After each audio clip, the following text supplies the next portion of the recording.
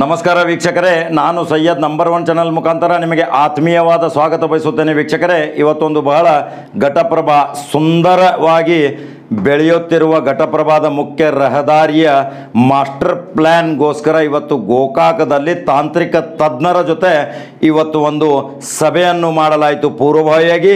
ಆ ಸಭೆಯಲ್ಲಿ ನುರಿತ ತಾಂತ್ರಿಕ ಲೋಕೋಪಯೋಗಿ ಇಲಾಖೆಯ ಎಂಜಿನಿಯರ್ಗಳಿದ್ದರು. ಅದರಲ್ಲಿ ಮುಖ್ಯಾಧಿಕಾರಿಯಾದಂಥ KS ಪಾಟೀಲ್ ಅವರಿದ್ದರು, ಅಸಿಸ್ಟೆಂಟ್ ಎಕ್ಸಿಕ್ಯೂಟಿವ್ ಇಂಜಿನಿಯರ್ ಆದಂಥ ಶ್ರೀ ಗಾನ್ಗೇರ್ ಅವರಿದ್ದರು, ಸೆಕ್ಷನ್ ಆಫೀಸರ್ ಶ್ರೀ ಉಪ್ಪಾರ್ ಅವರಿದ್ದರು. ಇವು ಎಲ್ಲರೂ ಇವತ್ತು ಕೂಲಂಕುಷವಾಗಿ ಘಟಪ್ರಭಾ ಮೃತ್ಯುಂಜಯ ಸರ್ಕಲ್ದಿಂದ ಈದ್ಗಾ ಮೈದಾನವರೆಗೆ ಒಂದು ಮಾಸ್ಟರ್ ಪ್ಲ್ಯಾನ್ ಯೋಜನೆಯನ್ನು ಸಿದ್ಧಪಡಿಸಲಿಕ್ಕೆ ಸಂಬಂಧಪಟ್ಟ ದಾಖಲಾತಿಗಳು ಕಾಗದ ಪತ್ರಗಳನ್ನು ತೆಗೆದುಕೊಂಡು ಇವತ್ತು ಒಂದು ಪೂರ್ವಭಾವಿ ಸಭೆಯನ್ನು ಆಯೋಜನೆ ಮಾಡಲಾಗಿತ್ತು. ವೀಕ್ಷಕರೇ, ಇದರಲ್ಲಿ ಒಂದು ಮಹತ್ವವಾದ ಸುದ್ದಿ ಅಂದರೆ ಇದು ರಾಜ್ಯ ಹೆದ್ದಾರಿಯ ಜಿಲ್ಲಾ ಮುಖ್ಯ ರಸ್ತೆ ಅಂತ ನಕಾಶೆಯಲ್ಲಿ ಹೊರಬಂದಿದೆ. ಇದು ಜಿಲ್ಲಾ ಮುಖ್ಯ ರಸ್ತೆ ಅಂದಮೇಲೆ ಘಟಪ್ರಭಾ ಮೃತ್ಯುಂಜಯ ಸರ್ಕಲ್ದಿಂದ ಈದ್ಗಾ ಮೈದಾನವರೆಗೆ ಬಲಗಡೆಗೆ 12 ಮೀಟ್ರು, ಎಡಗಡೆಗೆ 12 ಮೀಟ್ರು, ಅಂದರೆ ಸೆಂಟರ್ದಿಂದ 36 ಫೂಟು ಬಲಗಡೆ, 36 ಫೂಟು ಎಡಗಡೆ. ಇದೊಂದು ದೊಡ್ಡ ಬೃಹತ್ ರಸ್ತೆಯಾಗಿ ಮಾರ್ಪಾಡಾಗುವುದು. ವೀಕ್ಷಕರೇ, ಇದರಿಂದ ಇನ್ಕಮಿಂಗ್ ಮತ್ತು ಔಟ್ ಗೋಯಿಂಗ್ ಹೋಗೋದು ಬರೋದು ಕೂಡಿಕೊಂಡು ನಡುವೆ ಒಂದು ಡಿವೈಡರ್ ಮಾಡಿ ಹೈಮಾಸ್ ಬಲ್ಗಳನ್ನು ಹಾಕಿ ಸುಂದರ ಒಂದು ಘಟಪ್ರಭಾ ರಹದಾರಿಯಾಗಿ ಮಾರ್ಕೆಟ್ ರಸ್ತೆಯನ್ನು ಒಂದು ಒಳ್ಳೆಯ ಅಭಿವೃದ್ಧಿ ಮಾಡುಗೋಸ್ಕರ ಮಾನ್ಯ ಶಾಸಕರಾದಂಥ ರಮೇಶ್ ಜಾರಕಿಹೊಳಿ ಅವರ ಆದೇಶದಂತೆ ಇದೊಂದು ಯೋಜನೆ ರೂಪುಗೊಳ್ತಾ ಇದೆ. ಇದಕ್ಕೆ ಸಂಬಂಧಪಟ್ಟ ದಾಖಲಾತಿಗಳನ್ನ ಕಲೆಕ್ಟ್ ಮಾಡ್ತಾ ಇದ್ದಾರೆ.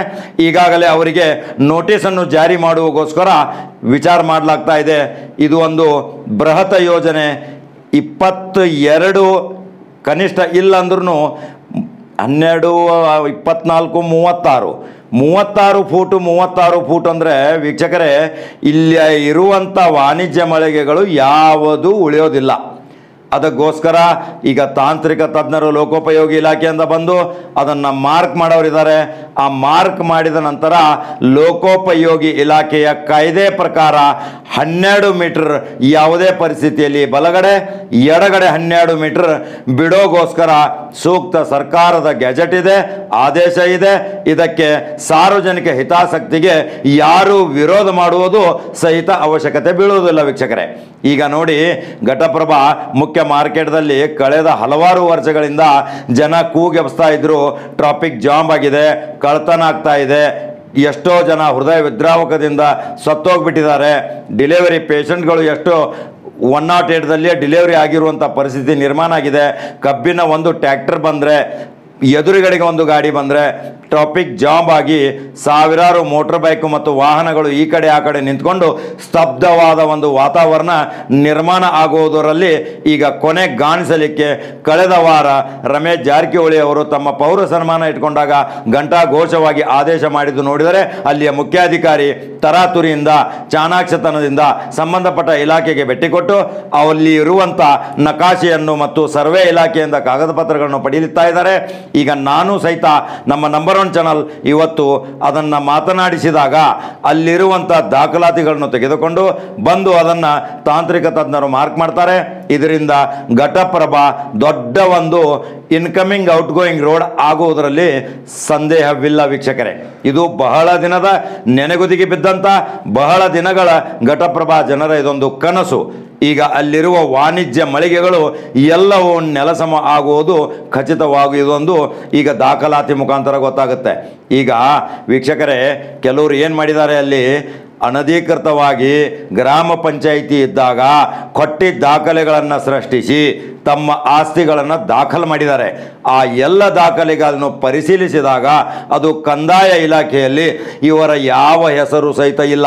ಇಲ್ಲೊಂದು ಲೋಕಲ್ ಬಾಡಿ ಗ್ರಾಮ ಪಂಚಾಯಿತಿ ಅವರ ಒತ್ತಡ ಪ್ರಭಾವಕ್ಕೊಳಗಾಗಿ ಒಂದು ಟರಾವ್ ಪಾಸ್ ಮಾಡಿಕೊಂಡು ಅದನ್ನು ದಾಖಲು ಮಾಡಿದ್ದು ಅದು ಅಪರಾಧ, ಕಾನೂನಿನ ಅಪರಾಧ.